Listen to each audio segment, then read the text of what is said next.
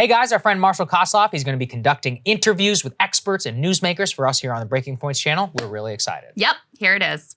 Hey, Breaking Points. I'm joined today by Nate Hochman. He's a writer at National Review and a really excellent chronicler of how the right is responding to all the different themes that we talk about every single week on Breaking Points. We're going to do a nice, wide-ranging conversation how the right is responding to these big news items and get some good stuff. Great to have you here, Nate. Hey, man, it's good to be here. Thanks for having me. So let's just start with this concept and idea that I'm really interested in. A singular defining fact behind phenomenon such as like the barstool conservatives, something Saagar talks about all the time, has been this idea that the left is making all these cultural moves. The left is defunding the police. The left is pushing CRT in schools. The left is forcing this debate on LGBTQ people in schools. But now that it looks as if Roe v. Wade could be up for grabs, we're seeing a situation where the right is going to be on the cultural assault when it comes to changing the status quo. How do you think about that dynamic and how it could play out? Yeah, it's a really interesting question because I think in recent years, to your point, the GOP has brought in all of these sort of secular, sort of not traditionally socially conservative voters who are really taken aback and alienated by the left's sort of increasing aggression on cultural issues. So that's everything from LGBT issues to critical race theory in schools. They've put together this coalition of secular suburban parents, non-religious working class voters of all different races, et cetera, who might be sort of ambivalent to pro-choice on abortion, but are also really not excited about the left's more radical cultural ideas. The right, I think, is going to have to reckon with some of the contradictions between that segment of their new coalition and the old religious right after they actually have to put their money where their mouth is on the abortion ban. Because up until now, Roe v. Wade and abortion restrictions, for the most part, were an abstract discussion. You saw some movement at the state level, but it wasn't in the national conversation in the way that it's going to be now. And it's an open question whether or not the voters who are secular and sort of moderate to pro-choice on abortion stay with the GOP, or if they see the GOP as the radicals now and end up going back to their traditional home in the Democratic Party. You're on the right, obviously, but something I like to think about when it comes to these barstool conservative voters, these moderates, is that there seems to be a huge portion of the electorate that just wants to go back to the 1990s settlement, right? Mm-hmm. That general perception and that general vibe. Like, obviously, there are all sorts of problems. If you are definitely if you're a minority rights activist, if you are a religious conservative, there's so many things that you did not like. But it seems like there really was this moderate segment that liked the way things were going. Like, how do you think about that bit there? I mean, I think if you look at the history of the culture wars since they really became an institutionalized issue or set of issues in the 1970s, the party that has tended to sort of take sustainable wins is the party that comes across to the average American as the normal side, the side of normalcy, right? So in the 1990s, the religious right, they were sort of seen as the freakish, puritanical school morms of American life who wanted to take away porn and tell people what to do in the bedroom, et cetera, all these sort of tropes you heard from Clinton Democrats. And recently, the Democrats have become the crazy side, especially with some of the sort of really intense cultural developments of the last few years. Black Lives Matter, the transgender stuff becoming a mainstream issue, Leah Thomas on the podium, of the D1 swimming finals. It became the Republican Party that was the side that was standing up for normalcy. Now, I think the Republican Party, I'm biased, obviously, but they are still the far more normal side in the culture wars. If you take out the abortion issue, all of the other issues that were driving Americans towards the GOP are still there. And if Republicans can emphasize those issues going forward, I think they can probably curb off a lot of the potential harm to them that will come as a result of the backlash to Roe. But it is true that Americans are, moderate to pro-choice. They're sort of in between the two parties' positions on abortion. And this is a huge opportunity for Democrats if they can actually get their act together to message as the normal sort of Clintonite Democrats again, even though you and I would probably agree that they're far from that position. I think the thing that's difficult here is that because of let's say if Roe v. Wade is overturned, it's such a state-based issue that you're not going to have in California the most red Todd Aiken style abortion ban ever. Same thing goes in a state like Texas or a state like Mississippi. So it seems like there's a real gap there. I want to ask a deeper question, which I know everyone in the comments is shouting at us, which is basically so much of Breaking Points' idea is, hey, like these culture wars, they're a distraction. They're all these big issues. We should be trying to like focus in together and not focus on that. But I've just become increasingly convinced that the culture wars are basically what everything comes down to, because the second that any issue becomes culture war affected, whether it's climate change, gun control, school curriculums, it's going to be impossible to do anything positive in either direction so long as that happens. How do you think about this? Do culture wars matter, quote unquote? Are they a distraction, this dynamic of this debate?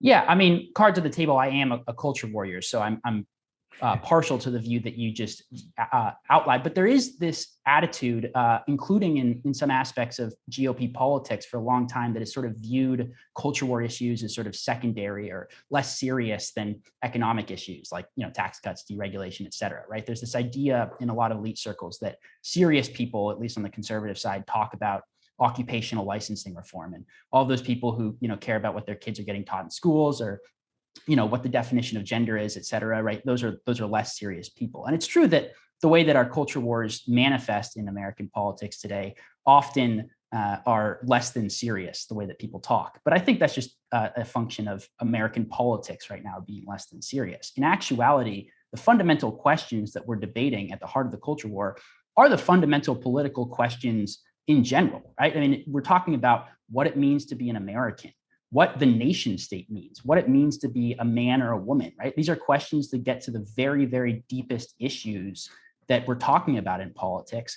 And if Republicans and conservatives can't actually engage on those, either because they don't think that they're serious or they're scared of getting called names by the New York Times editorial board, I think they're going to cede a lot of really important ground to the left that will have serious consequences for American life going forward. Do you think, to play devil's advocate for a second, when you're describing the left as being out of control and the left is pushing all these things, do you think a lot of the issue is just that right now the right does not have governing power? So, for example, you could go to Mississippi right now and find all sorts of examples of censorship when it comes to school curriculums and book bans. We're not just talking about pushing back on 1619. We're talking very, very, very cringe. Anyone can Google search this, bannings of a book because it's like CRT, but it turns out it's like, To Kill a Mockingbird or something. And then, of course, you have this example of like actual like abortion rights. So I guess the real question is it that the left is more crazy than the right? Or, and by crazy, let's just say active in advancing its objectives that differ from whatever the broader consensus is? Or is it just that the right doesn't have power right now? Well, I think, again, it has something to do with craziness and radicalism, certainly, but it also just has to do with power dynamics, right? I mean, if you look at the institutions that sort of control and police the boundaries of the cultural consensus in American life, the left has a monopoly on them. I mean, Silicon Valley, Hollywood, the culture industry, the federal bureaucracy, one of the nation's two major political parties, corporate HR bureaucracies. You can go down the list, and the left controls the cultural institutions in America in 2022. So the right is forced to basically approach these questions with far fewer tools at our disposal right now than the left does. We don't have a New York Times that can echo our talking points and a class of academic experts who can sort of bolster them with studies from sociological departments, et cetera. So I think that the right's sort of move towards engaging more aggressively at the school board level, in Florida with DeSantis going to war with Disney, are a welcome development because they're realizing that oftentimes state legislatures are the best tool that we have to push back against this stuff. But there is a real discrepancy between the sort of amounts that the right can push back on this stuff versus the enormous power of a unified consensus-making set of institutions that are wholly controlled by the left. And this is a slightly unfair question because the right, quote unquote, is huge, amorphous, and not even a real thing, actually, if you think about it at a certain philosophical level. But you said you identify as a culture warrior then. So what would you say the culture war centric right wants? Like what is the, if this is really a fundamental debate between two different visions for American society, like how would you say in 2022 that vision actually looks? Well, I think this is true, but I also think that this is the winning way to structure the right's cultural message. It is a defense of a sense of normalcy that has always existed in the American way of life up until 10 years ago. It's a defense of what still the vast majority of Americans today would consider normal. Maybe not on an issue like abortion, but on the issues of education, the meaning of men and women, American history, patriotism, even issues like immigration and the sort of integrity of our borders, right? All of these issues have cultural implications. The right is the one that is defending the American way of life. And that's not, the sort of racist dog whistle or anything that they're often accused of. It's a real sort of colorblind American way of life that's been enjoyed by people from all walks of life for, centuries in America. That's what they're defending. And the right is, or the left is quite explicitly the side that wants to overturn all of that and radically transform the country. So there are economic elements to that transformative vision, certainly.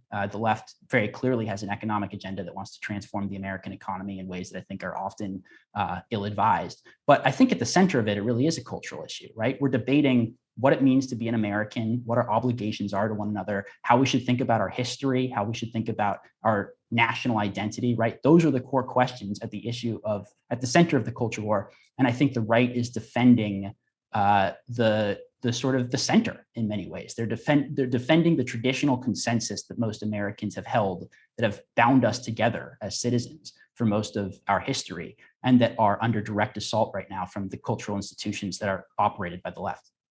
I'll really close with this question, and it gets at how amorphous the political coalitions really are here. Because I like the way you speak that way. There are different interest groups, there are different people. Dave Portnoy, a few days ago, was on a live stream, and he's the person, obviously, who, when Saagar talks about a barstool conservative, whenever you see these articles, there's literally a picture of Dave Portnoy, because Dave will go on Tucker Carlson, he will do an interview with Trump. Like, he very clearly is there for the pushback amongst, let's say, like left-leaning cultural ambition, hegemony, the things you basically described. But he seems clearly to have reacted very aggressively to a right-leaning version of that. So how do you, maybe we could argue that Dave Portnoy doesn't really matter, but I think there is something to him saying, if they do anything on abortion, I'm going to vote Democrat. Is this about Dave, or is this about something bigger? No, I think that you're right that Portnoy matters, at least as an indicator of the viewpoint of maybe millions of Americans who are broadly as barstool conservatives and have become much more amenable to the GOP message in recent years. But as we were talking about earlier, the old religious rights views on abortion, as well as some other issues, but I think primarily abortion is really the relevant one today. It's an open question, obviously. I think anyone who tells you they know exactly what's going to happen in the coming months and years is not fully aware of just how divergent history can, the directions that history can go in. But Roe is going to be a pivotal moment, both in Republican and Democratic politics. And I think it's going to heighten the contradictions to an extent in the GOP coalition between this old social conservatism and this new kind of culture war conservatism. And I say that as someone who's staunchly pro-life, and is overjoyed to hear that potentially Roe could be on the ash heap of history. And he's even willing to take a political hit at the polls if it means taking a substantive step towards ending abortion in America. But I think Republicans need to be clear-eyed about the fact that this could have short-term and medium-term and potentially even long-term political consequences for their electoral prospects. No, and I appreciate your frankness. That brings to mind an actual final follow-up question then, which is, if political groups are, coalitions, if you're a Democrat, you have, suburban women, you have like racial minorities. If you're a Republican, you have evangelicals, different groups. Let's say there's a segment of barstool conservatives, heterodox people on the left who aren't quite comfortable with the status quo, who are moving into the right's political coalition, because that's all a party or a movement is. What do you think your side of those debates, like you said, culture warrior, strongly pro-life, what is up for grabs, you think, when it comes to these debates? So, like, for example, I would bet you would say, look, no matter how many Barstool, Dave Portnoy people you give me, I'm not going to say that we're now a pro-choice party. That's an example of something that's not up for grabs. What would you say probably is up for grabs? Well, I think, if you look at the way that the party has moved on, say, gay marriage in recent years, I think that, 55% now as of 2021 of Republican voters now support gay marriage, right? That's pretty clearly a settled issue. And I think most Republican politicians, at least behind closed doors, would tell you they think it's a settled issue too. Now, of course, there are real sort of social conservative points about why perhaps changing the meaning of an institution that had been meant one thing for thousands of years might have serious consequences. But as in terms of the political process and a political strategy, running against that aspect of the sort of LGBT coalition, I think is not going to be a winner for Republicans. And actually, there's a fair amount of gay Americans who are really, really uncomfortable with a lot of the new developments surrounding transgenderism and are really uncomfortable with the fact that they are coalition with people that they see as far more radical than what their project was surrounding marriage. And you actually saw from 2016 to 2020, Trump, by some exit polls, doubled his standing with LGBT Americans. Now, most of them still voted for Democrats. Well, Nate, this has been really excellent. Thank you for joining us on Breaking Points. And I recommend folks, whether you agree or disagree with him, check out his work. It's really important that we understand how different sides are looking at these different issues to actually have a comprehensive view. It was incredibly annoying to see people think that the right is now going to go after interracial marriage after this court case, especially given the fact that Clarence Thomas actually has a white wife. So understanding different sides of different issues is key to getting through this weird moment in our history. Once again, Nate, thanks for coming on the show. Thanks, man. It was fun. Cable news is ripping us apart, dividing the country, making it impossible to function as a society, and making it impossible to know just what is true and what is false. But the good news is they are failing and they know it. That is why we're building something new, a new mainstream, a healthier one, something more trustworthy, something that we are going to need in one of the most pivotal times in American history. We are building up here for the midterms, for the upcoming presidential election, but we need your help. So if you can help us out by becoming a premium member today at breakingpoints.com, we're trying to change America for the better and the entire world. So what are you waiting for, guys? Go to breakingpoints.com and sign up and help us build a new mainstream.